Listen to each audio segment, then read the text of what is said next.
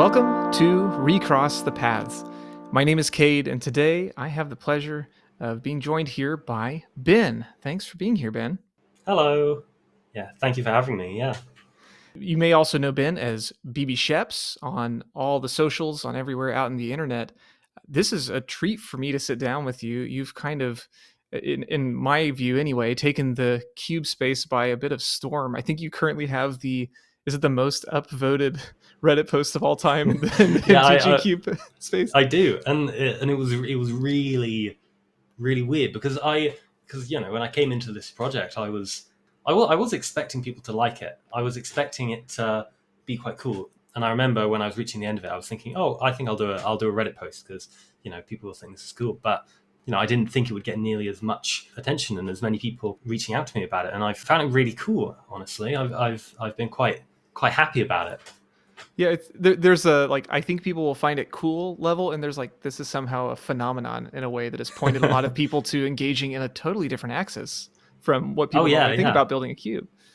It's clear as well, having talked to other people around, that I'm not the first person to have kind of done this. Right. Which for a time I thought, like, oh, I haven't really seen this before. But following, because I did that Reddit post, but following that, I talked to a lot of people, and quite a lot of people reached out to me with examples of projects very similar to mine that they'd started and maybe not finished, or people reaching out after the fact and saying, here's an example of something similar that I did at one point or another. And I just think that's amazing. It's so cool to see the same kind of thing going on all over the place. People making their own cards in that very physical, tactile sense. In your follow up to tell folks, well, cool, now go finish your project. Yeah, go get out of here. What are you doing on Reddit? Well, to be very clear, because I realized I may have talked us past it on accident. What you've done, Ben, is you have hand illustrated a complete vintage cube, full Yes, 360 yeah, cards plus basic lands, right? 510 cards. That's amazing. I did 30 of each basic. So Yeah, if and anybody's wondering how many basics to put in your cube, this is this is the number. I mean, the number of basics have worked out pretty well. We haven't had a tremendous amount of too many people needing forests or whatever. And the basics, I don't think I've really talked about this much anywhere really. But the way I did the basics, because I haven't shown off the basic lands much online, but the way I did them is all the basic lands are panoramic, but they're all panoramic with one another in a sense that any number of them can be put together in any order and it'll form a panorama.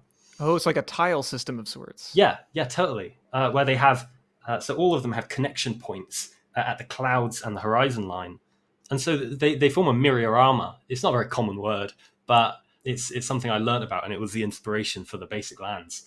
So I made all my basic lands myrioramic, and it's quite cool to look at when they're on a playmat. Yeah, that's really awesome. And we were chatting a little bit before, but to kind of help frame this whole thought, did you start with art or did you start in the magic space and then find your way into art? I've been drawing my whole life. Currently, I'm an animation student because I go to university. And so it very much just has occupied everything for me. From since I can remember, I've been drawing. And it's always been about fantasy as well. Magic the Gathering, I started playing when I was a teenager. And Magic was almost an extension of that kind of obsession with fantasy I had as a kid. I mean, a lot of my drawings started out, I was very interested in drawing like edgy, macabre things when I was like 7 years old. And I think that was right off the back of things like Nightmare Before Christmas, films like that I watched as a kid, just being a huge inspiration to me. Then going on, I don't know if you know them, back in the 1980s, there was a series of choose your own adventure books in England called Fighting Fantasy. Ooh, no, I don't know those. I'm familiar with Choose Your Own Adventure. I burned through a Yeah. lot of those at my local library. No, there was this series, yeah, of fighting fantasy books done by these guys called Ian Livingstone and Steve Jackson. And I used to play them a lot when I was a teen. And it was really my segue into fantasy on a more organized level than just me coming up with ideas in my room. And it was through that I created my own role-playing game when I was, I think, 9, which I called Dungeon Delvers. And it was Excellent. great. It was basically a rip-off of the Palladium role-playing system. But, I was 8 years old and 9 years old, whenever it was. And through that, I would just draw knights and wizards and all this sort of stuff all the time. I do lots of lots of people just being completely ripped open because I was just obsessed with, when I was a 9-year old, that was all I really wanted to draw. I'm sure the adults around you were thrilled by this pursuit. Yeah, and and then that developed and grew, and I made a Dungeon Delvers card game where I illustrated all of the cards. I did about 100 of them when I was Wow. 10 to 12 years old. Was this like hand cut out on paper sort of thing? All hand cut out on paper. I don't know that I actually really have many or any of them, but I did loads of them. They played very much like top trumps because I didn't know what a card game really was outside of match attacks or top trumps or those kind of card games, the sort of things you're introduced to when you're oh so young. And I always wanted to use like fancy words for fancy creatures. And I remember a card I had which was a werewolf, but I called it a lycanthrope. Yeah, yeah, yeah. And pretty much the way it would work is this lycanthrope would have just an attack stat and a defense stat. And yeah, it would basically just be you play it against another card and mine has higher attack than your defense, I win. It was very, very basic. But I mean, it was that and all these other kind of projects around fantasy I had as a kid. And then discovering magic when I was a teenager that all kind of came together in this project. Art was really my background. It's what I was always doing. I was always drawing all these fantastical things. But then Magic the Gathering just very recently really gave me an outlet through which to do it in almost a more, not official, but I guess that's the best word for it, a more official way. Maybe structured, perhaps? More structured, yeah. Yeah, that's a better word for it, yeah. So you have all this inspiration from over the years. You've got a passion for drawing, for illustration. And that brings us to this project that I wanted to dive into a little bit. Can you give us an elevator pitch for how you would describe this to incoming players or to people who are seeing this for the first time? Yeah, so picture a cube, right? It can contain anything you want, and it can look exactly how you want it to look. It is totally unique to you. Both design, you can make it whatever you want, you can have it look however you want, and all it takes is to be passionate about it and spend a couple of months of free time grueling away over a desk, and you come out the other side with both a cube and honed creative skills. That's what this cube is. I don't think so much of this cube as a singular thing. As I feel like it's a hard thing to pitch because I think of it more as just an art project that was taken on by me, but is so kind of fluid and flexible. It's something that anyone could do. So then yours specifically, you picked the vintage cube or a vintage cube, I should say, as your starting point. Yeah, yeah, I did. And I think my reason for that was always just being fascinated by cube. I've built a few cubes over the years. They've never been very good. It was the sort of thing where I kept building cubes and I kept wanting to take them apart again to build other things. For example, like I have one fetch land, right? And I don't know whether I want to have it in my Kethis commander deck or my commander cube that I built. And so I just keep moving cards between, and it was kind of a slog. It didn't make me want to play either when I had things moving around all the time. And that was kind of a segue into proxying. So then your initial take on proxies, was that like you would print them off, or was that one that you did start drawing them right at the front? So the first proxies I ever made, I printed off. And it was because I wanted to make a cube. And I kind of just wanted to make a cube that was full of really cool cards. And so the first kind of test I ever did was I thought, right, if I make a cube, I want to have all 15 of the Theros gods in it. Yeah. And so I went to school one day and I just printed off the 15 Theros gods, put them in sleeves and put them in a box and never touched them again. And that was really my introduction into proxying, just making proxies so I would never play them. Just because I thought the cards were cool, and it was just a cool idea to have all these 15 cards all together. Like, that's so flavorful. But then I never did anything with them. The first proxies I actually really played with were really just scribbling on receipts and then like cutting strips off of them and putting them in sleeves. And I think the reason I did that was because when I used to go to my local game shop, because when I was really young, not really young, but like middle teenager, when I was 14, 15, I'd go to my game shop quite a lot and I'd play Commander there. And it was quite a weird experience because I was so young, but I'd always go by myself and I'd be playing with a lot of guys who were a lot older than me, like a lot of guys in their 30s, which I feel like was kind of almost a formative experience for me just being around adults playing Magic and have it just be totally normal and be treated totally normally. I Mm. loved it. That was what I really looked forward to when I was really young, just going to the game shop. And I wasn't really like close friends with anyone because they were all so much older than me. But But it sounds like they would welcome you to the table and let you yeah, be part of it. they were really welcoming, and it was just nice to have other people who were really really into the game because I was just so into it when I was a kid. I loved it. But anyway, when I was at this game shop, I'd make little tokens on the backs of like shop receipts that I just had in pockets in between games, and it was always Commander we'd play at the game shop.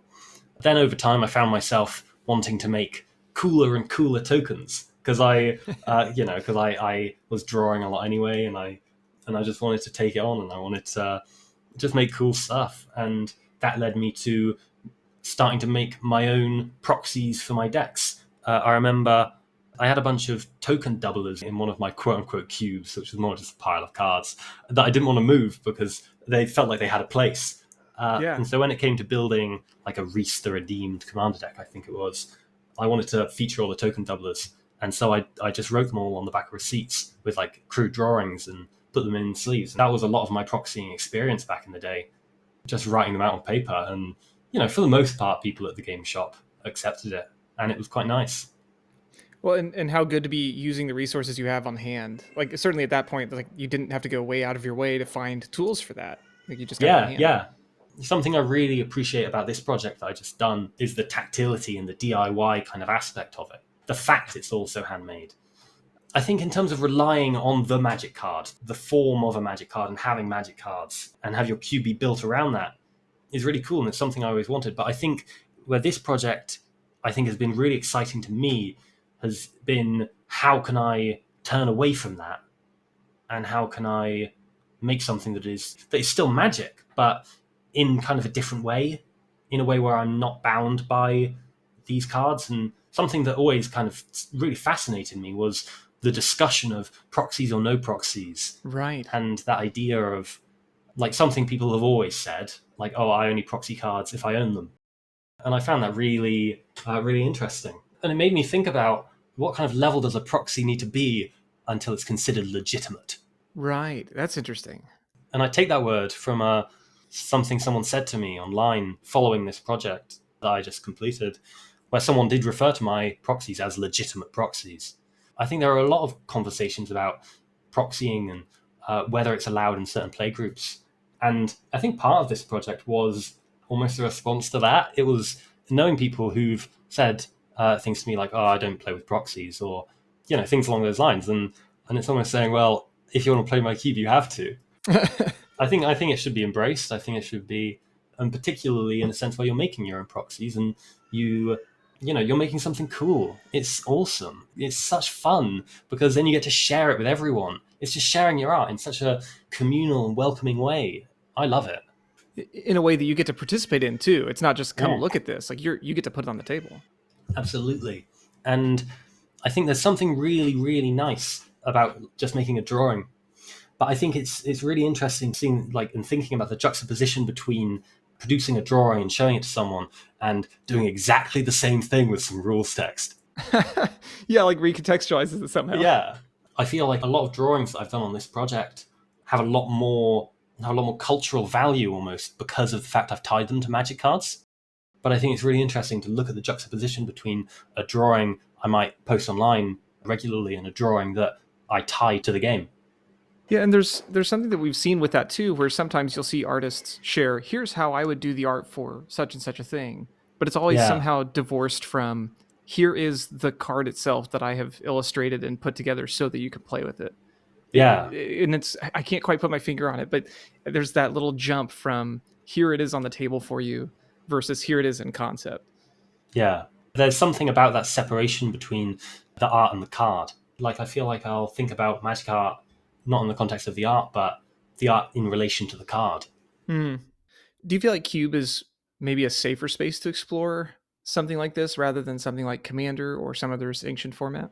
Yeah, definitely. Commander is one of those spaces where I think people can be quite opinionated about the kind of decks they're willing to play against. Because when you're bringing your own cards to the table, You want to have more control about the things you're facing and the people you're going up against. So I think Cube is really different to Commander in that Commander, people want control over the decks they're playing against. If someone's built this monumental slivers deck and they've completely foiled it out, they've spent thousands on this thing, they've got all the dual lands, and they go up against someone who's printed out their whole deck. When I've been in situations like that, because I've never really had like a fully proxy deck, but in Commander, when I've been playing with someone who might have like a totally minted deck versus someone who sat beside me with something they printed out the night before, it's almost unspoken, but I feel like sometimes you can feel there's a tangible amount of almost judgment between Yeah, players. yeah, it's like there's a tension there for sure. Yeah, there's totally a tension there because people are more willing to judge other players who haven't put the same kind of perceived Maybe effort, maybe investment. the same perceived effort into their project and their deck. And Cube is completely different. You know, one person's come along and they said, right, here's my thing, and everyone else has to put up with it. And there's something really special about that. In that spirit, you're talking about that this is kind of an exploration in legitimacy to some degree, but you also note in some of your writings about this project that this is about perfectionism in a lot of ways. Would you be willing to speak to that some, Ben? Yeah. I mean, one of my thoughts going into this project was I was using the framework of a cube as almost a guide and a structure to a wider art project. And that whole idea of perfectionism and that whole idea of doing something until it's amazing or doing something until it's quote unquote perfect is something I wanted to avoid.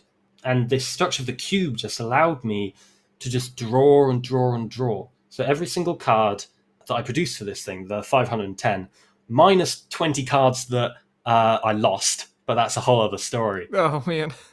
So for the 510 cards in this cube, they are all their first draft. I did everything in ballpoint pen. I never did any sketches or plans beforehand. Some of the cards, there's text that's scribbled out because I wasn't paying enough attention to the Scryfall Oracle text that I used for all the cards. And so I'd miss a word or I'd start writing something completely different. Actually, I drafted this cube and my deck was largely built around Elvish Reclaimer. Like Elvish Reclaimer was like my turn one play in nearly every game somehow. It always ended up in my hand. And I realized in the first game, even having drafted it, having scanned it, having drawn it, oh, this doesn't have a power and toughness.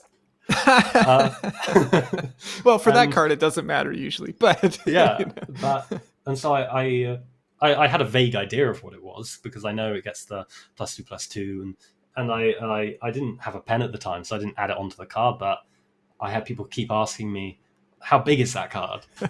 It's just one of those things you miss when you're trying to do everything in one draft, and also trying not to think too hard about each card as you go by. Yeah. Because I mean, it's over 500 cards.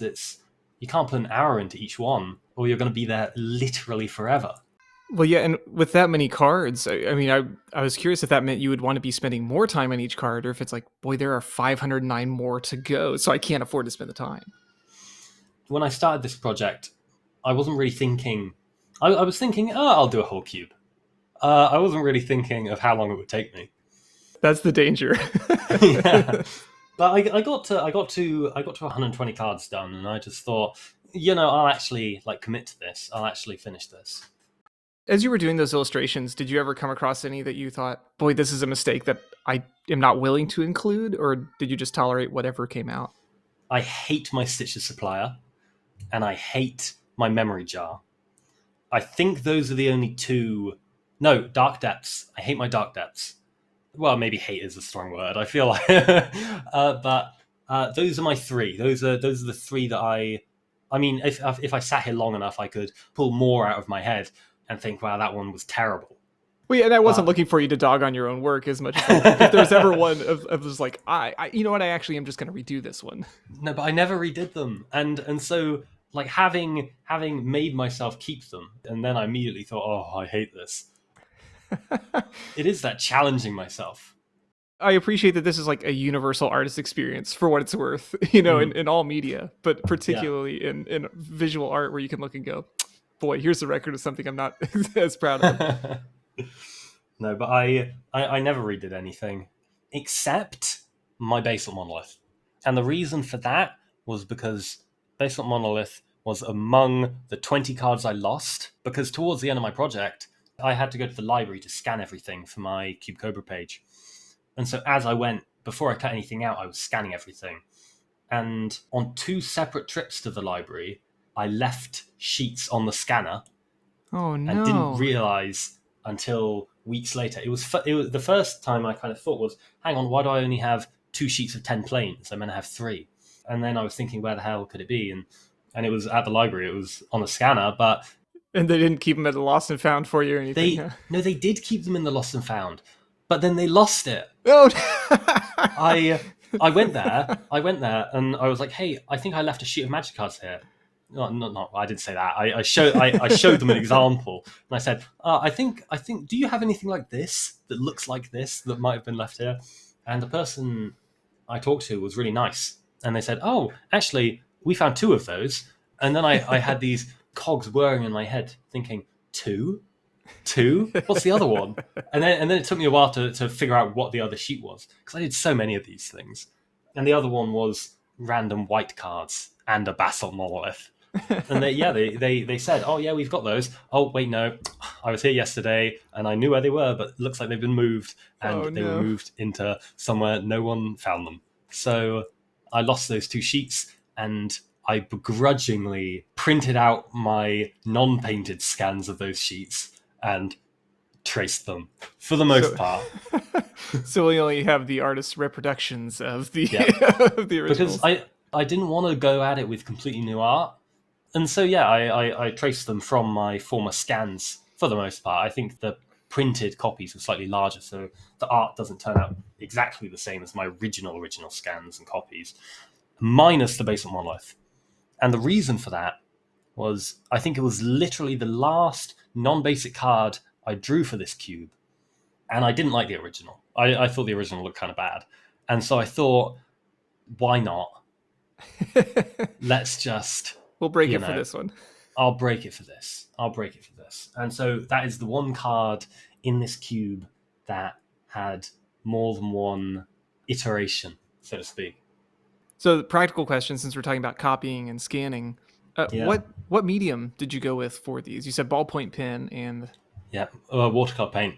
amazing. So I did everything in ballpoint, and the reason for that, and Bic ballpoint specifically, I can talk for a long time about why this is the best pen in the world. There are some people who are going to be thrilled to hear that. I just love it. But there's something really particular about it, because you can't use a brand new Bic ballpoint pen. You need to work it. So there are some cards in my cubes that I did before, like when I started a new pen, and I didn't want to find something else to do with it before doing the cards, because once you've worked a ballpoint pen for a little bit, it gets a bit more inky and the lines get a bit deeper and like Hmm. heavier, and there's just something really satisfying about getting that out of one of these ballpoint pens, and that's why I loved them. But there were a few cards I did in that kind of in between period when I got a new pen and it's not very good. And one of them is my Stitcher supplier, which I'll name drop again. Really, the Which, persona non grata in this yeah, cube. yeah, I just, it's tempted me to cut that card just outright, just because I don't like it. But Hogak would be disappointed with this decision for sure. yeah, yeah, I like my Hogak though. I think my Hogak was quite good, even though it's one of the first cards I did. It was one of the first cards I did because I came into this project thinking, right, I want to make a vintage cube. I don't want to just copy the vintage cube. I'm going to make my own thing, and I'm going to start out by just choosing some cards I want to put in it. And one of those cards was Hogak. I don't actually know if that's run. I imagine it's run in vintage cubes, most of them Sure. at least. Yeah, but it was one of those cards that I just wanted to put in it, and so I tried to build a little Hogak archetype. I didn't include nearly enough cards, really, but I included things like Altar of Dementia and Stitch Supplier, and that worked out really well. One of my friends drafted a Hogak deck when we last drafted it, which was today. That's awesome. That's so Yeah, good to actually get it to the table, get it drafted. yeah, and it was really cool. It was really, really cool to see it.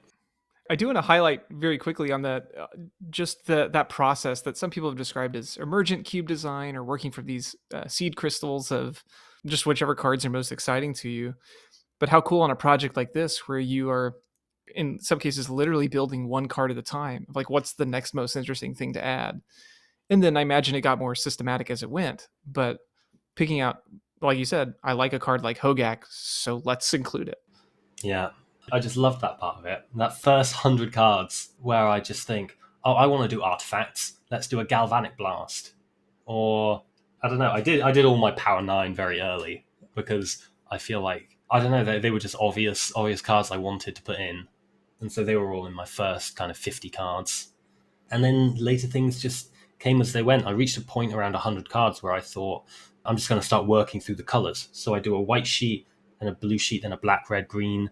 And I kind of just went through that because I didn't want to do all of white and then all of Mm. blue, because I knew, and I'd already seen it, the neatness and how clean these cards were was getting better and better with every one I did. And just, I was liking them more and more. And so I didn't want to do all of one color, because I knew that then I'd look at it at the end and I'd inevitably just be thinking, oh, green's the best color, because all the cards just look the coolest because I did them all last. But doing everything in that kind of sequential order, I feel, kept everything quite clean across the board. Was there ever temptation, as you saw your work improving, or as you got more comfortable in the craft, to go back and redo cards? I see you were trying to do it in one Yeah, pass. definitely. I mean, I was worried a lot about the size of them, because the way I was doing them is I took a magic card and I just trimmed it, and I was drawing around it. And I trimmed it because I knew that if I just drew around it, then every card I made would automatically be bigger. And I knew that the card I was working on was slightly thicker than a magic card anyway, just very slightly. And I didn't know how that would all play out in a sleeve, really, because I had like a tester card I made. I made a Renin 6 that was my example card, but I didn't make it using the same card measuring basis. And so I spent a lot of time worried, and I was thinking, I'm worried I'm going to have to go back and redo all those first few cards, because what if this one wasn't the right size? And realistically, it wasn't. It was the card that I cut. It was a Cryptid Inspector. I think that's what it's Oh, called, from Duskmorn. Just a draft common. But I've moved on now. Now I'm using I've got it here in front of me. I've got a Roughshod Duo from Bloomborough that I've that's the Mouse Raccoon card. yeah. And so I've trimmed the edges of it. I halved the width of the top black border and the right hand side black border. And that's pretty much all you need, I think, to make then drawing around it pretty much magic card sized. But my original one sloped in slightly on the right hand side of the card. And so I spent a lot of time when I was cutting out the project going back and cutting off tiny little slivers of card and just thinking, why did I do this to myself? And you can tell which ones are from the early generation. Yeah. And there are definitely some cards I messed up the cut on too.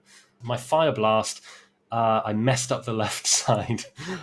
It's the only card I messed up that badly. I messed up a lot of them, quite like on tiny little amounts, but it's got just a big dent out the left side of the card. But I liked the art so much that I just pretended it was okay, and to this point, I've not noticed any problems drafting it. You know. And even if you do, it's character. Mm. Perhaps the only criticism I think your project has received here, this cube has received, is somebody suggested that you really ought to get a corner rounder, because I think you've been cutting Yeah, corners yourself. yeah, I've had a few people suggest that. And I say criticism a little tongue in cheek, of course, but just noting the handwork it takes to try to make all that happen. Not not to use a pun, but I really cut corners in my process. Ben, Uh, we're all about puns here. That's totally good. in that I wasn't measuring. I wasn't trying to cut around, like do the whole 3 millimeter rounded corner. I was really just doing straight cuts across the corners, and you can see it in my scans because I've been showing off my cards on TikTok, for example. You can see it there when I'm holding the cards that they do have quite flat diagonal corners, but it's worked fine. They still shuffle perfectly. I mean, they're all double sleeved. They're in perfect fits and dragon shields, so the sleeves hold quite a bit of structure by themselves, and there's really no problem, especially because I'm not drafting them alongside quote unquote authentic Magic cards. Right. Yeah, because it's self-contained in a way. You can Yeah, get away with a lot of that. I don't need a corner rounder when every card just looks like that. Cutting these all out with a scalpel was probably a bad idea. I mean, the paper I was using was so thick and so kind of heavy duty. I was using 300 GSM W.H. Smith's watercolor paper, and I was these huge pads. Not huge, but they were slightly bigger than kind of traditional A4 paper size, and so I could fit 10 cards on a page. That, as well as the thickness, was what I loved about it. And the fact that you've kind of got that kind of Magic card springiness in it, but cutting through that with a scalpel, cutting through 51 pages with a scalpel, really just does your wrist in. Yeah, the things they don't tell you about a project of the scope that are going to actually Yeah, get you. yeah, definitely. Well, Ben, I wanted to ask some about your use of color because part of the Yeah, value of a project like this is legibility. You said you can make it look how you want. And I imagine there's a temptation to invest a lot in the color scheme, but you went with this really, I would suggest like an understated approach, something that was really simple. How did you land on that? I knew from the start that I wanted these 5 different colors. I didn't totally have an idea of how I was going to color everything when I was drawing it. I didn't really start thinking about that until much, much later. So I knew I was going to do watercolors to complement my biro. Another reason I chose to use big biros is because the ink is oil based, so watercolors don't affect it. You can just paint right over. Mm, In comparison to fine liners, which I did some tests with, and the inks could just start to flow and spread no matter how dried they were. it's a cool effect, but not what you want for something like No, this. no, it just makes, especially if you're doing anything anywhere near any writing, which I try Mm, to avoid for the most part, everything just becomes really illegible.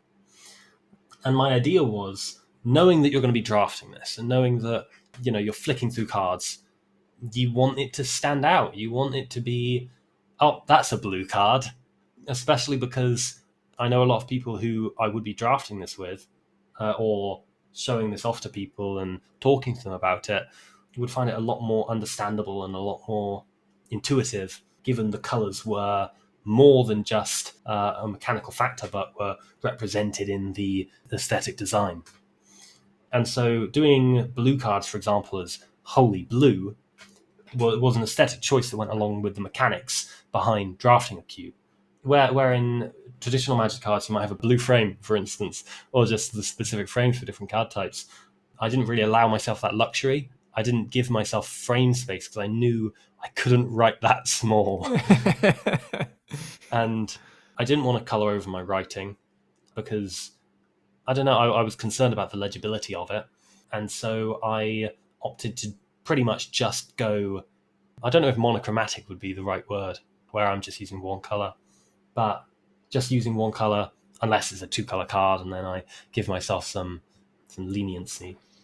I was going to note your multicolor cards are really striking, comparatively in that way. Where, Yeah, as they you are. noted, all Yeah. the red cards are very red, but then you look at, I think like Fire Covenant jumped out to me when I was scrolling through the first time, where you have the Yeah. bright flame, and then the back is the deep purple that you're using for most of your black cards, and like Yeah. then it makes it distinct. Like, oh yeah, those are the two colors, since you literally have in pin just one BR as the cost. Yeah. No, definitely. I mean, it's something that I've explored in cards that I've been doing since my cube, where I've been doing some commissions.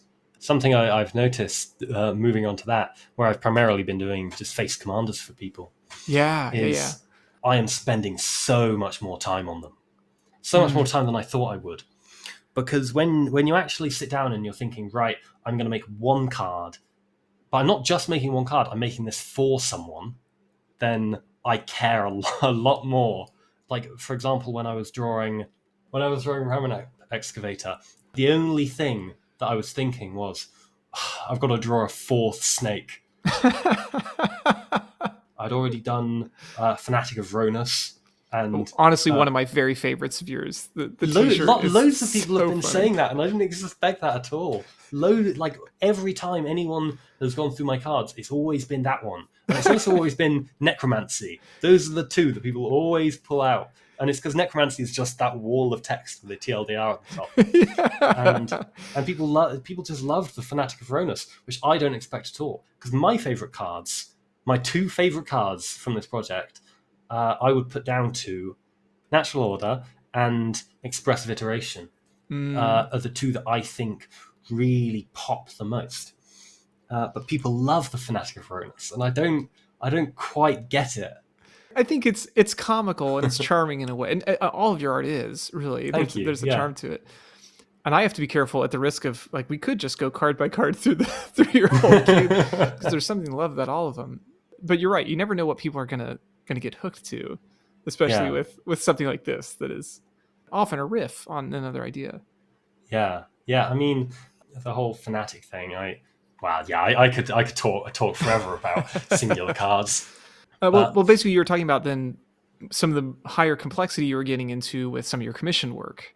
yeah, yeah, So I know you did a couple different yeah. editions of something like Flubs the Fool over Yeah, time and seen the growth I've there. done three Flubs the Frog, and I've tried to make them all completely different.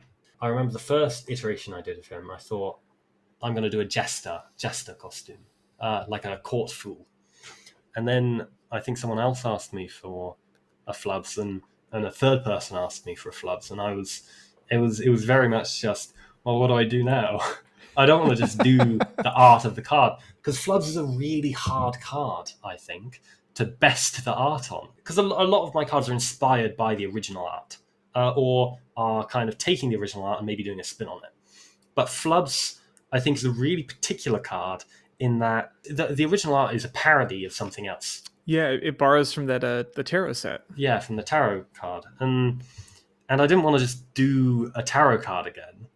I needed to do something completely different, and so that's what I did for the first one, where he was a court fool. Second one, I vaguely went about copying the costume from the original Magic card, and he has a fly on his tongue. And then the third one, I was totally running out of ideas, so I just made him a bard. But I love them all. I think they're all amazing, and the range of colors I was able to use on them is so much more different to anything I did in the cube. Right.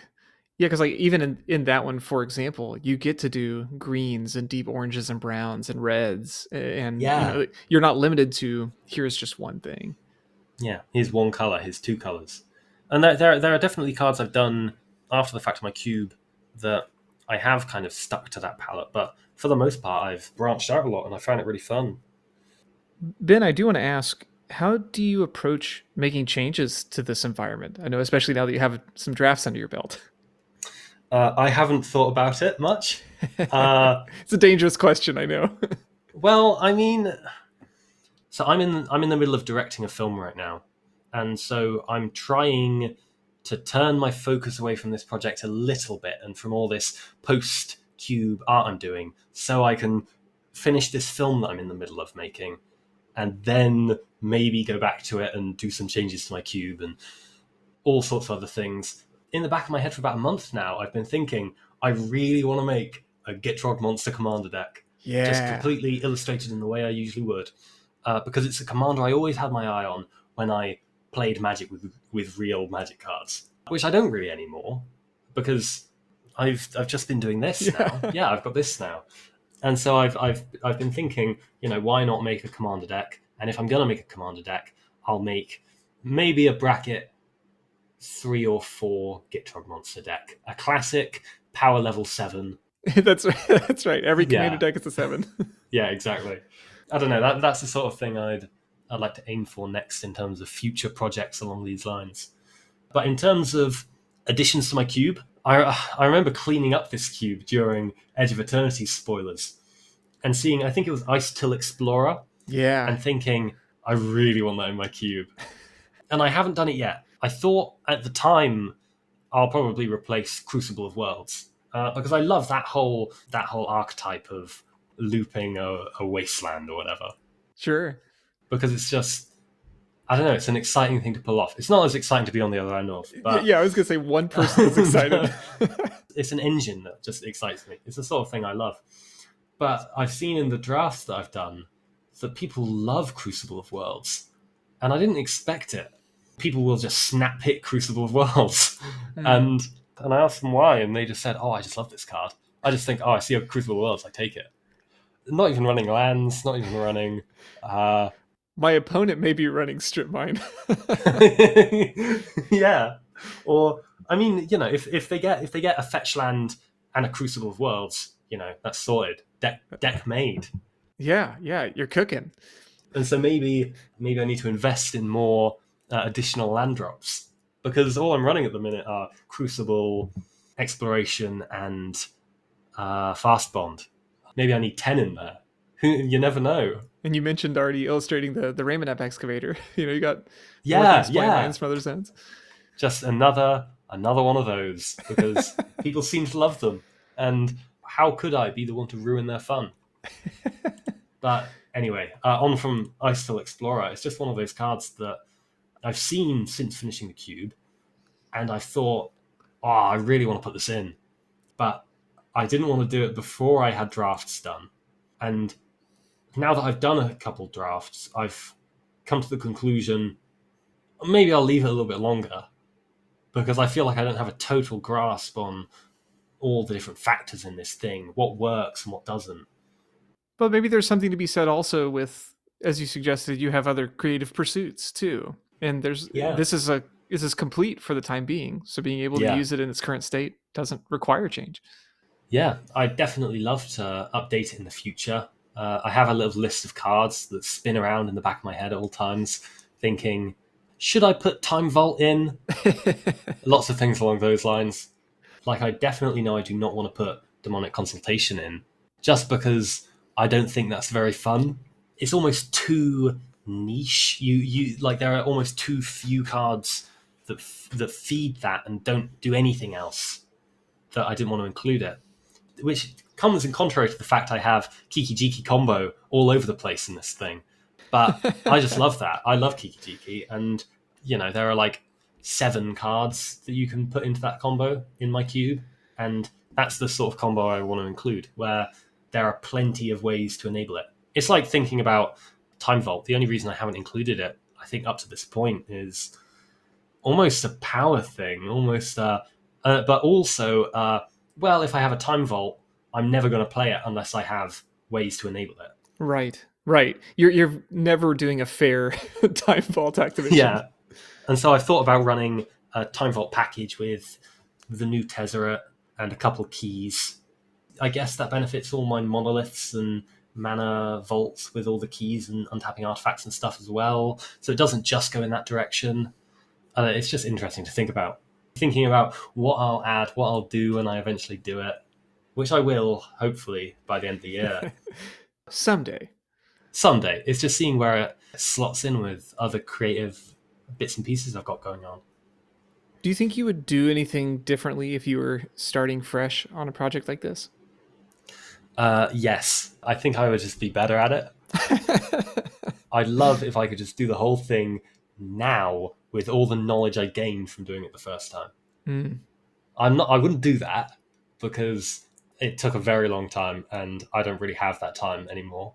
It was very much creating it in a point in time when I just had free time. I didn't have any other pursuits in that moment, and I thought, why not do this? It's an illustration project and it's just fun. I get to practice drawing, and that's the time I did it in, and I love that I did it.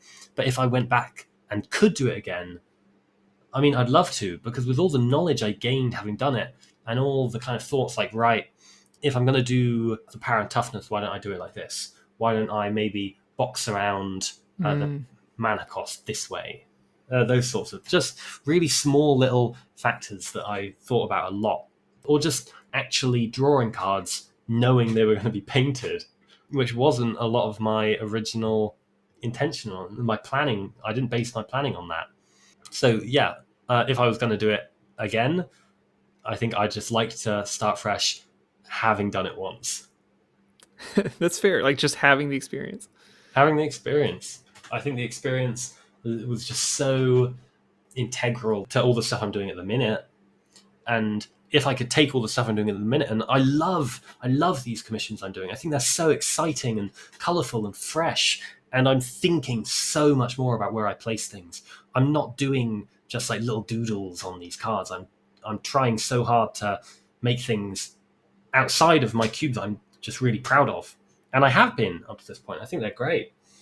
But I'd love to be able to take that into the cube and approach it from that angle, though I know realistically in a time frame sense it's not particularly possible.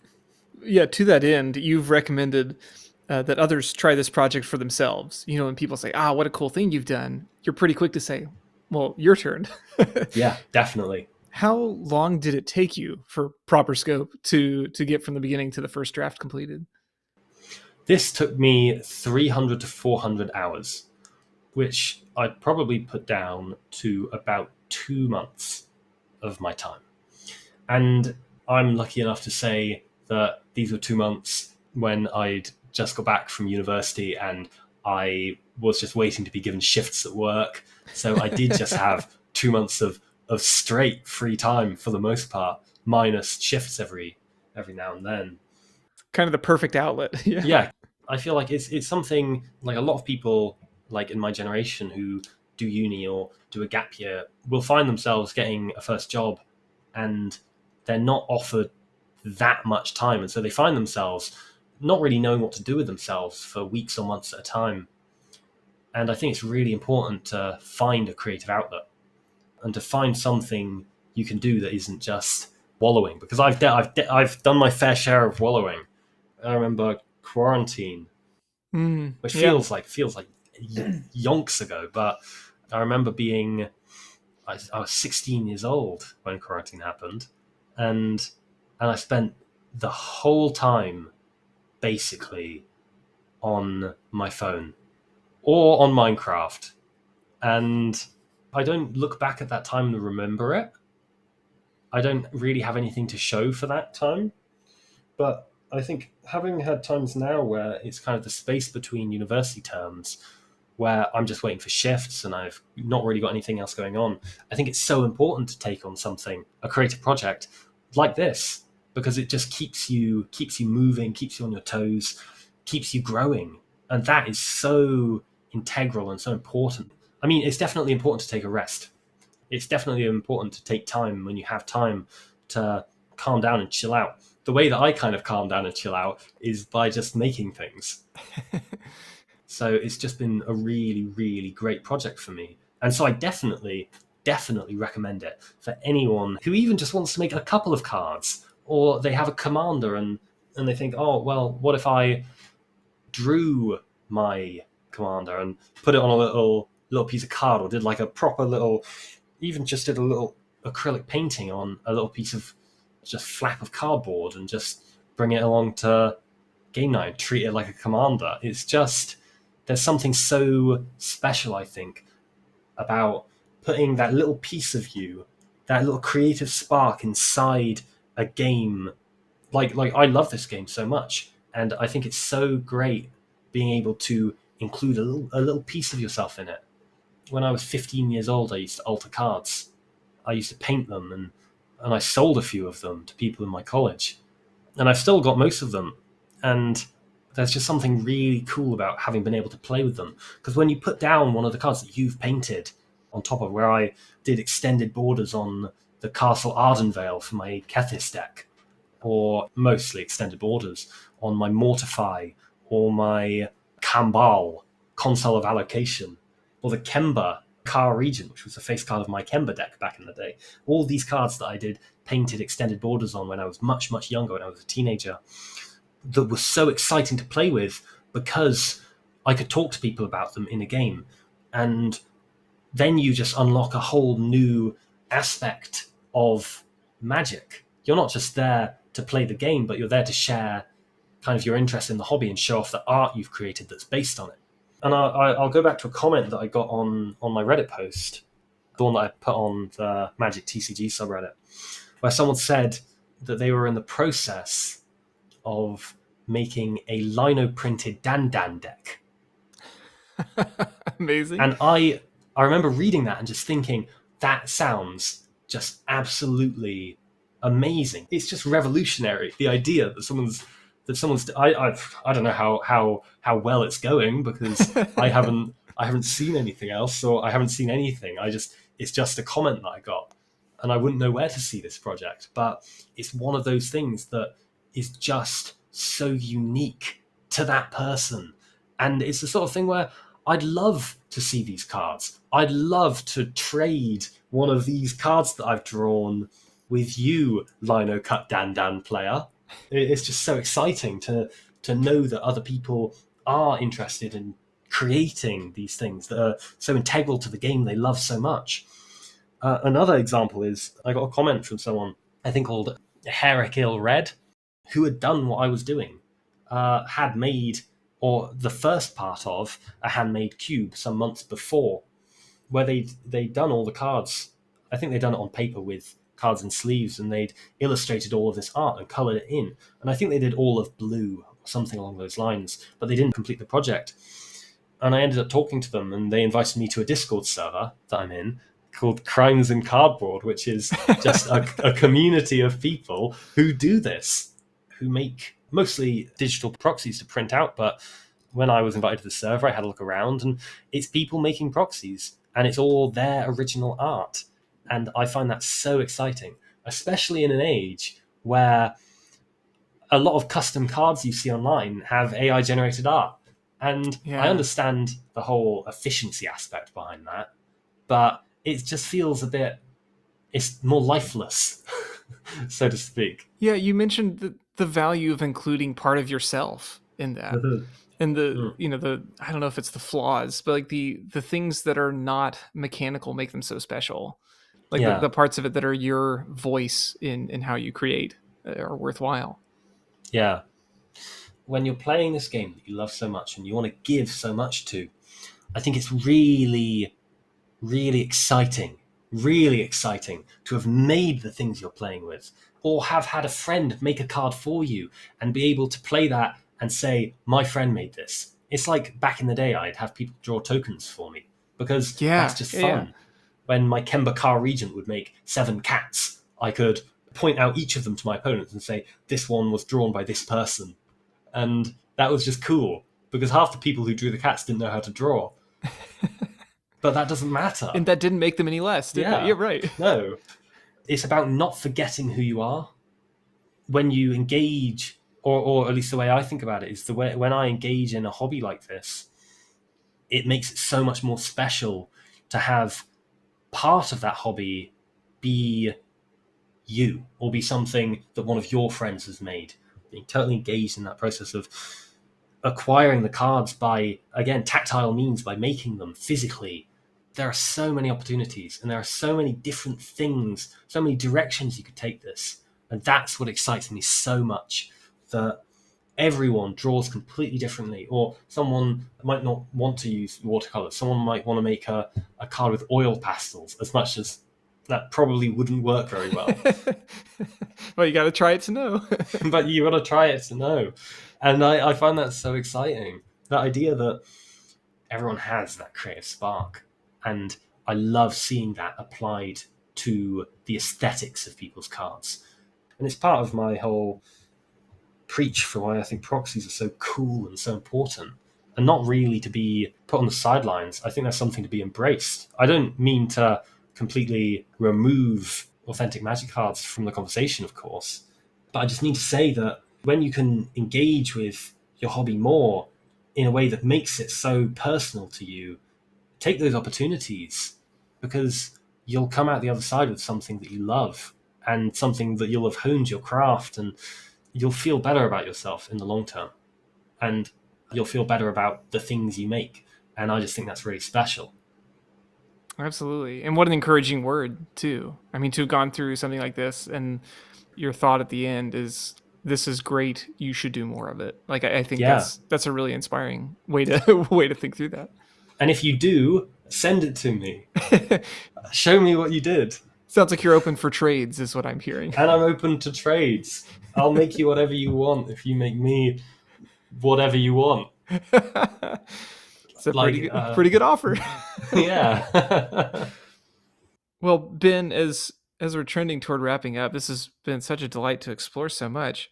I want to ask you one of my favorite questions, which feels right in line with with what we're talking about here. Yeah. If you could have any card printed as a promo, what card would you pick, and who would you have do the illustration for you? I mean, I feel like it's every artist who plays Magic has kind of the dream of making their own cards, Yeah, yeah. or just doing a secret lair is one of those things. Hey, here's hoping. That would be awesome, Ben. Here's hoping. I mean, it's one of those things where half the comments and things that people have talked to me about have somehow revolved around like waiting for the secret lair, those sorts of comments that I find quite funny because I don't, I don't know. But if I got a promo, I'd probably want a Kethis the Hidden Hand Yes. being my long-term commander that I've since very recently taken apart, but I'd nonetheless want it kind of just for kind of memory's sake, I guess. And in terms of the person to do the art for it, I don't know. I wouldn't want it to be myself because I can do that. I can, I was going to say, I because can, you've I can make it. demonstrated. If I want a Kethis, I can make it. I would want it to be illustrated by anyone but myself, Just who isn't a commercial illustrator. excellent. Okay, so this is very doable, it sounds like. Yeah, good. My DMs are open. No, I love it. Well, Ben, this has been just a delightful chat, and there's so much to explore, right? As you said, we could go down so many Yeah, trails of materials and ideas and inspiration and process, but you've been so kind to share some of how you've gotten here, and your passion is so evident. So I'm so grateful to you for taking the time to do this. It sounds like you are in the process of multiple other creative outlets. As you said, you got the film that you're working on, yeah. you do commissions. How best can people get in touch with you to follow up or to support some of your works? Pretty much everywhere I'm bbsheps, but I've been doing some more Magic the Gathering centered content on TikTok, YouTube, and Instagram under bbsheps MTG. I'm mostly active on Instagram and Discord, really, but I've been reached out to on Twitter slash X, whatever you want to call it, Blue Sky, TikTok, Reddit, YouTube, all sorts of places. And you can reach out to me on any of those, and I will probably check it at least once every week. Yeah, feel free. Well, Ben, thank you so much again. This has been so encouraging and inspiring to me to hear where you are. I'm so excited for what you're working on and whatever's next for you. I'm hopeful that there will be more opportunities to connect in the future. But thank you so much for your time. Brilliant. Thank you so much.